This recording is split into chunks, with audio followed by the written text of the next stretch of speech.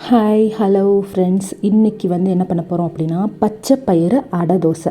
நிறைய ப்ரோட்டீன் நிறைஞ்ச இந்த பச்சை பயிறு அடை தோசை எப்படி செய்கிறதுன்னு பார்க்கலாம் வாங்க.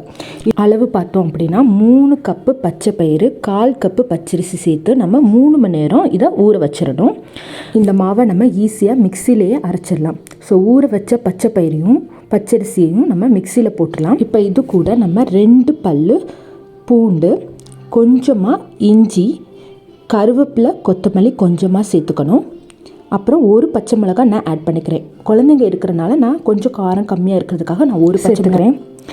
இப்போ இது கூட 1 ஸ்பூன் சோம்பு, அப்புறம் தேவையான அளவு உப்பு சேர்த்துட்டு 1 ஸ்பூன் மஞ்சத்தூள் சேர்த்து நம்ம கொஞ்சம் குறையாக இந்த மாவை அரைச்சிக்கணும். அப்போ தான் இந்த மாவு வந்து தோசை சுடும்போது நல்லா டேஸ்டியாகவும் கிறிஸ்பியாகவும் இருக்கும். இந்த பதத்தில் மாவு வரணும். இது கூட நம்ம கொஞ்சமாக பெருங்காயம் சேர்த்துக்கலாம். இப்போ ஒரு பெரிய வெங்காயம் பொடிசாக கட் பண்ணது இதில் சேர்த்துக்கலாம். அப்புறம் கருவேப்பிலை, கொத்தமல்லி பொடிசாக கட் பண்ணது இதில் சேர்த்துக்கலாம்.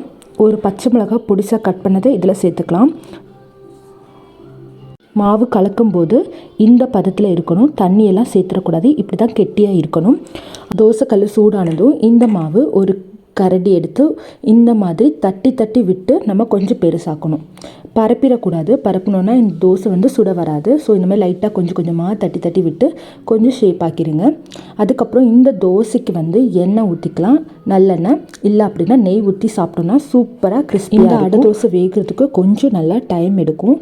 நம்ம கொஞ்சம் பொறுமையாகவே இந்த தோசை வந்து பண்ணணும். நல்லா வந்து வெந்ததுக்கப்புறம் தான் நம்ம இந்த தோசையை திருப்பி போட்டணும். பாருங்கள், இந்த கலர் வந்து சேஞ்ச் ஆகும் கொஞ்சம்.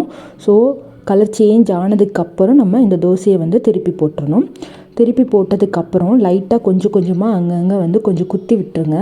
அதுக்கப்புறம் அந்த இடத்துல நம்ம வந்து எண்ணெய் இல்லை அப்படின்னா நெய் வந்து விட்டுட்டு கொஞ்சம் நல்லா வந்து வெந்துடும். ஸோ அதுக்காக தான் நம்ம இதை பண்ணுறோம். அவ்வளோதாங்க, சூப்பரான பச்சை பயிறு அடை தோசை ரெடி. இந்த பச்சை பயிறு அடை தோசைக்கு சூப்பரான சட்னி வந்து இஞ்சி சட்னி, இல்லை அப்படின்னா தேங்காய் சட்னி.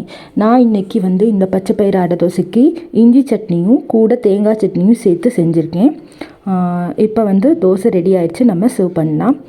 சூப்பரான இந்த பச்சை பயிறு அடை தோசை கண்டிப்பாக நீங்களும் ட்ரை பண்ணி பாருங்கள் ஃப்ரெண்ட்ஸ். Thank you, by by.